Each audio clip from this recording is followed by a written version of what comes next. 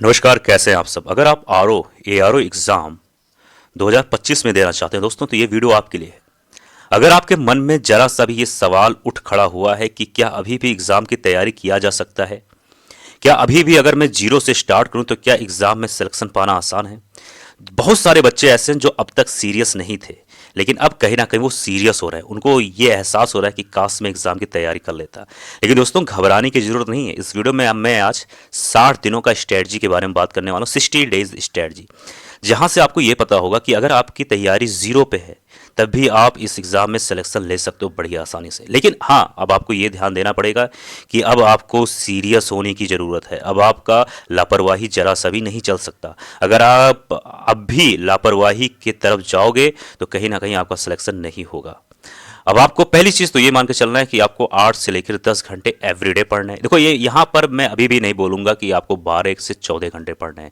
ये सबसे बड़ी गलती होती है। 12 से 14 घंटे पढ़ने का मतलब ये हुआ कि आप अपने आप को मेंटल और फिजिकल सभी तरीके से कहीं ना कहीं बहुत बुरी तरीके से आप प्रभावित करते जा रहे हो। तो पहली चीज़ आपको ये मान के चलना है, 8 से कम नहीं पढ़ना और 10 से ज़्यादा घंटे नहीं पढ़ने। पहली चीज़ ये मालूम होना चाहिए। ठीक है, अब हम लोग क्या क्या करेंगे, किस तरीके से बात करेंगे, हर एक चीज़, हर एक पॉइंट के बारे में बात करने वाले हैं। ठीक, अब ये वीडियो हो सकता है दोस्तों कोई देख रहा हो आज, कोई कल, कोई परसों। मैं ये वीडियो बना रहा हूँ आपको 20 मई से सोच के। ठीक है, 20 मई से मैं ये सोच के बना रहा हूँ। तो 20 मई से अगर आप स्टार्ट करोगे तो 10 दिन आपके पास मई में है, 30 दिन आपके पास जून में है, और पेपर आप सभी का दोस्तों 27 जुलाई को। लेकिन मैं जुलाई का सिर्फ 20 दिन ही मानता हूँ। ठीक, 60 दिन है आपके पास। तो क्या 60 दिन में एग्ज़ाम निकल सकता है? तो दोस्तों, इसका बहुत बड़े शब्दों में बोलूँ तो यस, हाँ, ये एग्ज़ाम आसानी से निकल सकता है। बस आप इस चीज़ को फॉलो करना। पहली चीज़, अब यहाँ पर आपको एक चीज़ ये ध्यान देने वाली चीज़ है कि अब आपको स्मार्ट स्टडी करने की ज़रूरत है। स्मार्ट स्टडी करने का क्या मतलब होता है, ध्यान से सुनना। स्मार्ट स्टडी करने का मतलब ये है कि पहले आप मेजर सब्जेक्ट की ओर बढ़ो। मेजर सब्जेक्ट्स मतलब क्या होता है पता है आपको? मेजर सब्जेक्ट्स मतलब वो ऐसे सब्जेक्ट्स जो कहीं ना कहीं ज़्यादा स्कोरिंग वाले हों, जो कम पढ़ना पड़े लेकिन नंबर ज़्यादा मिल जाए। अब जैसे कि हिस्ट्री, ठीक है, हिस्ट्री के बारे में बात करूं तो कम से कम 23 से 25 सवाल हर साल पूछे जाते हैं, लेकिन मैं 23 सवाल ही मान के चलता हूं। जियोग्राफी में आ जाते हैं, ठीक है, जियोग्राफी में 23 से 25 पूछे जाते हैं, लेकिन मैं कम से कम मान के चलता हूं, सिर्फ 25 ही मान के चलता हूं। अब करंट अफेयर और यूपी स्पेशल के बारे में बात करूं तो 35 से ज़्यादा सवाल पूछे जाते हैं, लगभग 40 के आसपास भी आ जाते हैं, लेकिन मैं 35 ही मान के चलता हूं। 35 है, उससे थोड़ा ज़्यादा। ठीक, अब इस डाटा को याद कर लेना, भूलना मत अभी। ठीक है, अब मैं बात करता हूं हिंदी के बारे में। हिंदी की कितना पूछा जाता है? हिंदी 60 पूछा जाता है। इंडियन पॉलिटी कितना पूछा जाता है? तो इंडियन पॉलिटी से तकरीबन 12 या उससे थोड़ा बहुत ज़्यादा भी कभी भी आ सकता है। ठीक, अब ये डाटा आप सभी को याद होगा, लेकिन मैं फिर से लिख दे रहा हूँ। 23, 23, 35, 12 और 60, अगर इन सभी को जोड़ा जाए दोस्तों तो 153 सवाल आ रहे हैं। यानी कि सिर्फ आपने 5 सब्जेक्ट पढ़ा, 153 या उससे ज़्यादा सवाल आपके पास आ चुके हैं। इसको मोटे मोटे तौर पर आप 155 भी मान सकते हो, तो उसमें कोई हर्ज नहीं है। ठीक है, अब आप दोस्तों ये एक चीज़ ध्यान देखो, मैं हर एक चीज़ बात करने वाला हूँ, किस तरीके से पढ़ना है, क्या क्या करना है, सब कुछ स्ट्रेटजी। बस इस वीडियो को अगर लास्ट देखोगे तो आपका ही फायदा होने वाला है। ठीक, अब ये तो हो गया दोस्तों, ये कि अरे कौन से सब्जेक्ट से कितने सवाल आते हैं। अगर आपको दोस्तों सिलेक्शन लेना है तो मोटे मोटे तौर पे ये सोचो कि हिंदी से 60 सवाल पूछे जाते हैं, तो जाहिर सी बात है अगर आपका कोई भी सब्जेक्ट कितना भी तैयार हो, लेकिन आपको हिंदी में कम से कम 55 सवाल तो सही करने ही है। ठीक, इंडियन पॉलिटी में कितने सवाल आते हैं? 12, तो 8 सवाल तो कम से कम सही करना ही पड़ेगा। ये तो खुद सोचो। 35 सवाल पूछे जाते हैं करंट अफेयर और किससे, यूपी स्पेशल। 35 से नहीं, 35 से ज़्यादा पूछे जाते हैं, लेकिन मैं 35 से मान के चलता हूँ। तो 25 सवाल आपको यहाँ सही करने ही करने हैं। 23 सवाल ज्योग्राफी से, 23 सवाल पूछे जाते हैं हिस्ट्री से। तो अगर मैं बात करूं दोस्तों तो इन दोनों को मिला के आपको 30 सवाल तो कम से कम सही करने पड़ेंगे ना। 46 सवाल में से 30 सवाल सही करने पड़ेंगे। अगर मैं 30, 25, 8 और 55 को जोड़ लेता हूं दोस्तों तो 118 सवाल आपका सही हो जाएगा। ठीक, 153 सवाल में से 118 सवाल आपका सही हो जाएगा। ठीक, अब 200 सवाल होते हैं, या फिर कह सकते हो 200 नंबर के होते हैं। 47 सवाल अभी आपके यहाँ बचे हैं। तो क्या दोस्तों आप 47 सवाल में से कम 12 या उससे ज़्यादा सवाल ठीक नहीं कर सकते हो? तो इसका जवाब है हाँ, आप आसानी से कर सकते हो। यानी कि 130 सवाल से ज़्यादा आपका सही हो जाएगा 200 में से, और आप हमेशा की तरह ऑफ कट ऑफ के ऊपर रहोगे और आपका सिलेक्शन होने की चांसेस बहुत ज़्यादा है।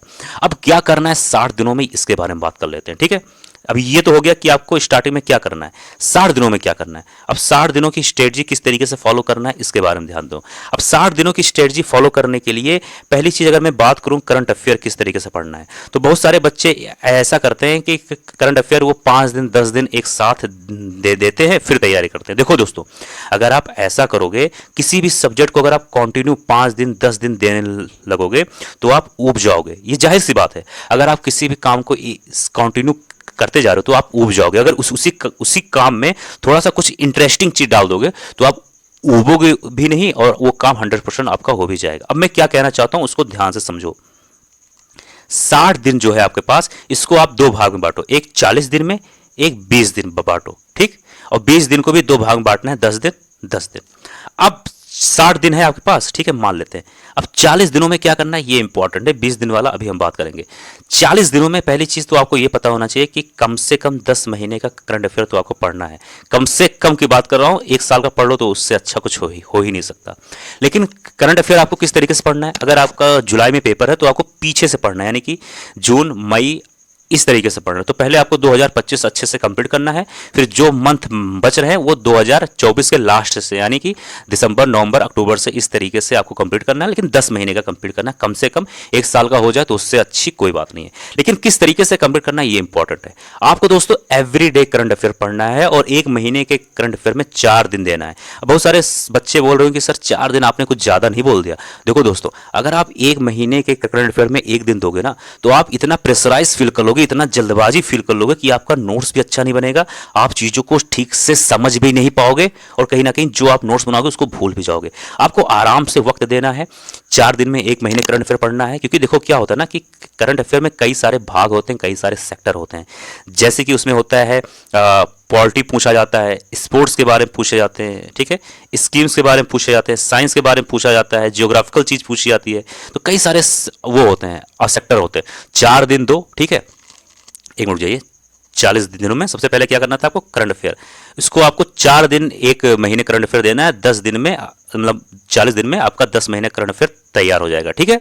इस तरीके से ध्यान देना, और यानी कि करंट अफेयर आपको रोज आधे घंटे 1 घंटे आधे घंटे 1 घंटे एवरीडे पढ़ने, ये चीज मोटे मोटे बात में अपने दिमाग में फीड कर लो, ठीक। अब क्या करना है, 40 दिन के स्टार्टिंग का जो 10 दिन है दोस्तों ना, इसमें आपको ज्योग्राफी पढ़ना है। मैं ऐसा क्यों कह रहा हूं ज्योग्राफी पढ़ना है, ध्यान सुनना। ज्योग्राफी में 23 सवाल पूछे जाते हैं, ठीक है। अब ज्योग्राफी में 10 दिन क्यों देना है सब कुछ यहां पर हम बात करेंगे। अब ज्योग्राफी 10 दिन देने का मतलब ये नहीं कि कंटिन्यू आपको ज्योग्राफी पढ़ना है। देखो कोई भी सब्जेक्ट कंटिन्यू पढ़ोगे आप उब जाओगे, उसमें आप 100% नहीं दे पाओगे। ज्योग्राफी एक मेजर सब्जेक्ट है, इसके साथ आपको एक छोटा सा सब्जेक्ट जोड़ना है जो कि माइनर सब्जेक्ट है, वो है साइंस, ठीक है। साइंस अगर आप रोज आधे घंटे 1 घंटे पढ़ रहे हो तो 10 दिनों में आपका एकदम पूरा चाट जाओगे उसको। साइंस से 12 सवाल लगभग पूछे जाते हैं। तो यानी कि मैं बात करूं तो 30 और 35 सवाल, या कह सकते हो 35 जो है सवाल या 35 नंबर आपका यहीं से सही हो जाएगा, ठीक है।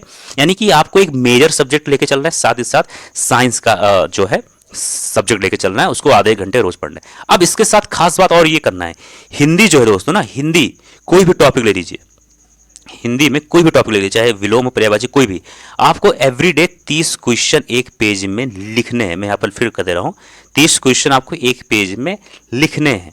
जब भी आप सोने से पहले, खाना बनाते वक्त, घूमते वक्त, टहलते वक्त, दोस्तों के साथ एंजॉय करते वक्त उस 30 शब्द को एवरीडे याद करना है बिना कुछ एक्स्ट्रा टाइम दिए हुए। तो इससे करने से क्या होगा, आपका 10 दिनों के अंदर दोस्तों, एक मिनट जाइए, 10 दिनों के अंदर आपका ज्योग्राफी तैयार हो जाएगा। यानी मैं बात करूं तो ज्योग्राफी तैयार हो जाएगा 23 नंबर का, आपका साइंस तैयार हो जाएगा 12 नंबर का, और इसी के साथ साथ बिना कुछ मेहनत, एक मिनट जाइए या थोड़ा 1 मिनट, ज्योग्राफी तैयार हो जाएगा, ज्योग्राफी 23 क्वेश्चन या 23 नंबर कह सकते हो, और साइंस जो है वो आपका तैयार हो जाएगा 12, ठीक है।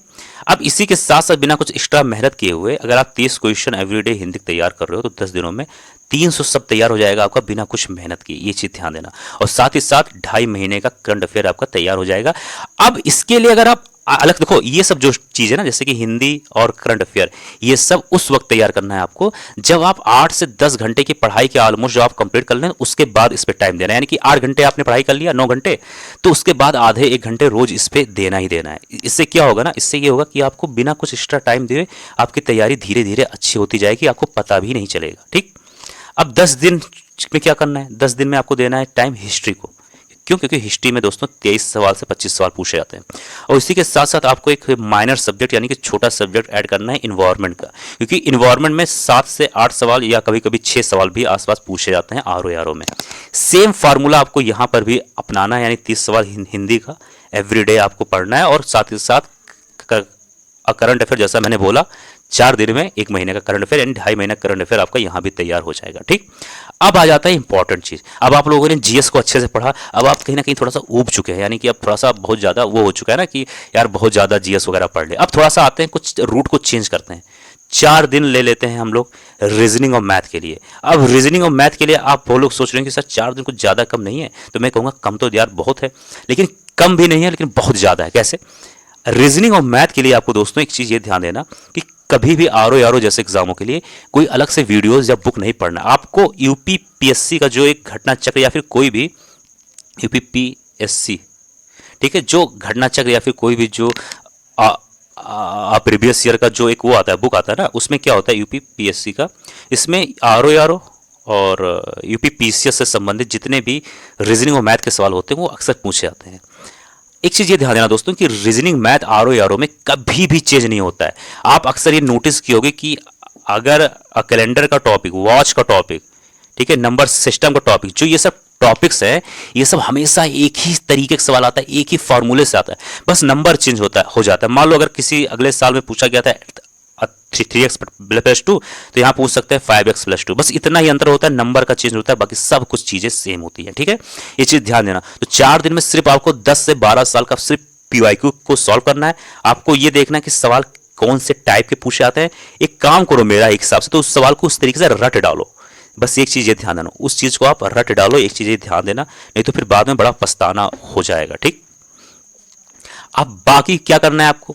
अब आते हैं अगले दिन, 6 दिन आपको देना है इंडियन पॉलिटी में, इंडियन पॉलिटी। ठीक है, इंडियन पॉलिटी के लिए मैं 6 दिन क्यों कह रहा हूं? अब 6 दिन में कह रहा हूं दोस्तों इसलिए क्योंकि 6 दिन इंडियन पॉलिटी में लगभग 12 सवाल आते हैं, 6 दिन आपके लिए इंडियन पॉलिटी बहुत है। लेकिन ये सब इंडियन पॉलिटी आपको कहां से पढ़ना है, क्या करना है? देखो, आपका रिसोर्सेज कुछ भी हो सकता है, ठीक है, लेकिन जो इंपॉर्टेंट चीज है वो है पीवाईक्यू और घटना चक्र, इन सब का साथ मत छोड़ा, नहीं तो बहुत पछताओगे दोस्तों, ये चीज ध्यान देना। ठीक है, उसके साथ आपको इंपॉर्टेंस जो भी टॉपिक लगे उसका वीडियोस देख सकते हो, वो आपके इच्छा अनुसार है। ठीक, अब हिंदी के लिए आ जाते हैं, क्योंकि अभी हम लोगों ने ये पढ़ा। थोड़ा सा क्या होता है ना कि बीच में ब्रेक देना बहुत जरूरी होता है, नहीं तो आप ऊब जाओगे। ठीक, अब हिंदी के लिए आपको 6 दिन देना है, लेकिन आपको ये मालूम होना चाहिए कि आप उस तरफ हिंदी धीरे धीरे रोज 30 शब्द याद कर रहे थे, यानी कि 10 दिनों में आपका 300 शब्द तैयार हुआ था, और अगले 10 दिनों में 300 सवाल 300 शब्द तैयार हुआ था।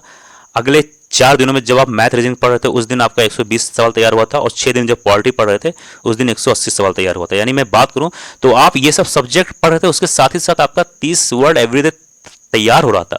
और यहाँ पर हमने 60 दिन और एक्स्ट्रा दे दिया आपको हिंदी के लिए, स्पेशल हिंदी के लिए। इसमें क्या करना है, आपको हिंदी रोज पढ़ते जाना है, रोज पढ़ते जाना है, और साथ ही साथ आपको करंट अफेयर जैसा मैं बोला वो आपको एवरीडे पढ़ते जाना है। ठीक है, ये चीज ध्यान देना। अब ऐसा क्या होगा कि 6 दिन जब आप हिंदी अच्छे से पढ़ोगे तो उसमें कोई भी टॉपिक अगर आपको ऐसा लगता है कि छूट गया है, जैसे कि जो आप 30 दिन में जो माफ करिए जो आप 30 शब्द रोज पढ़ रहे थे, उसको भी आप अच्छे तरीके से नोट्स बना सकते हो, उसको अच्छे तरीके से रिवाइज कर सकते हो। हिंदी में क्या है, मेन चीज होता है रिवीजन ही सब गेम होता है दोस्तों, ये ध्यान देना। 4 दिन अब बचा, 4 दिन में आपको इकोनॉमिक्स पे ध्यान देना है। ठीक है, और इसमें स्कीम्स पे भी ध्यान देना है। अब इकोनॉमिक्स के लिए मैंने 4 दिन क्यों दे दिया, क्योंकि देखो दोस्तों, इकोनॉमिक्स में हमेशा यूपी पीसीएस और जैसे एग्जामों में सिर्फ ज्यादातर करंट अफेयर से चीजें पूछी जाती हैं, जैसे बजट, स्कीम, सर्वे, कौन सी यूपी से संबंधित। बस अगर मान लो 10 सवाल आता है, 10 में से 6 से 7 सवाल यहीं से पूछे जाते हैं, और 4 से 3 सवाल अक्सर वही पूछे जाएंगे जो स्टेटिक पोर्शन होता है, जैसे कि थोड़ा बहुत आपको बैंक के संबंधित मालूम होना चाहिए, एग्रीकल्चर से संबंधित मालूम होना चाहिए। ये सब तो भाई बेसिक चीजें आपको ध्यान देना ही पड़ेगा। ठीक, अब आइए बात करते हैं, ये तो 40 दिन हो गया आपका खत्म। अब 40 दिन में आपने क्या किया? 40 दिन में आपने ज्योग्राफी तैयार कर लिया, हिस्ट्री तैयार कर लिया, साइंस तैयार कर लिया, इन्वायरमेंट तैयार कर लिया, हिंदी तैयार कर लिया, और इकोनॉमिक्स तैयार कर लिया, और करंट अफेयर साथ ही साथ 10 महीने का। और हिंदी आप रोज 30 सवाल पढ़ रहे थे, तो यानी मैं बात करूँ तो 30-40 यानी 1200 सवाल आपका हिंदी का तैयार हो गया, आपको मालूम भी नहीं पड़ा।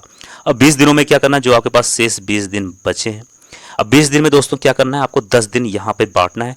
10 दिन में सिर्फ आपको फुल रिवाइज करना है, जो आपने 40 दिन नोट्स बनाए थे उसको फुल रिवाइज करना है। जितनी बार भी कर पाओ वो आपके ऊपर, जितनी बार कर पाओ वो कम से कम है, यानी कि एकदम कह सकते हो, मैं एक भाषा बोलूँ, चाट डालो, ये करना है। और जो आपको ऐसा लगता है कि थोड़े बहुत नोट्स बच गए हैं, 2-4 टॉपिक जो छूट गए, उसका भी नोट्स बना लो। बहुत सारे लोग कह रहे होंगे, सोच रहे होंगे कि अब भी नोट्स बनाने की जरूरत है, तो दोस्तों हाँ, नोट्स इंपॉर्टेंट होता है। आप नोट्स, अगर आप एक दिन मेहनत करके नोट्स बना लोगे तो आप अगले दिन जब आप उसकी नोट्स की रिवाइज करोगे तो आपको रिवीजन करने में बहुत आसानी होगा, चीज़ों में बहुत कम समय लगेगा। ठीक है, तो इस क्या करना है, 10 दिन में आपको रिवाइज करना है और जो थोड़ा बहुत नोट्स बच गया वो ध्यान देना है। और साथ ही साथ हिंदी के आपको एवरीडे 40 सवाल हिंदी के और 40 सवाल जीएस के, मतलब जीएस मतलब इसमें से जो आप रिवीजन कर रहे हैं ना 10 दिनों में, उसमें से रोज आपको 40 सवाल छांटना है, एक पेज में लिखना है। कोई भी, जैसे इंडियन पॉलिटी हो, जो भी आप रिवीजन कर रहे हो उसको छांटना है, उसको लिखते जाना है और लिखते समय आपको उसको बोलना है। इससे क्या होगा कि आपको वो सवाल इसमें डालने हैं जो इंपॉर्टेंट हैं, जो कहीं ना कहीं बार बार पूछे जाते हैं, रिपीट होते हैं और आपको याद नहीं होते हैं। इन 10 दिनों में सिर्फ आपको क्या करना है, रिवीजन करना है। ठीक है, जो नोट्स थोड़े बहुत बच गए हैं उसको थोड़ा बहुत नोट्स बना लेना, थोड़ा बहुत, ये नहीं कि पूरा रिस्टार्ट कर दो।